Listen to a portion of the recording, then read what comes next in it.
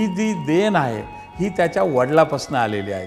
त्याचे वडील जे होते भानुदासराव चव्हाण हे शिक्षक होते आणि शिक्षक असल्यामुळं ते SB मध्ये शिक्षक होते।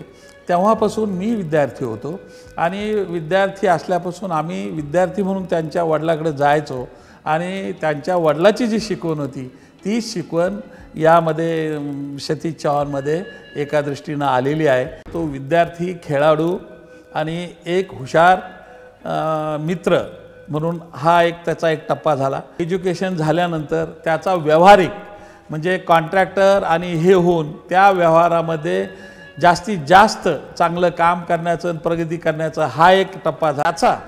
काम करण्याची जी हटोडी आहे ती जसा विद्यार्थ्यांमध्ये नम्र होता तसा आजही आमदार असला तरी त्याच नम्रतेने त्याचं काम करण्याचं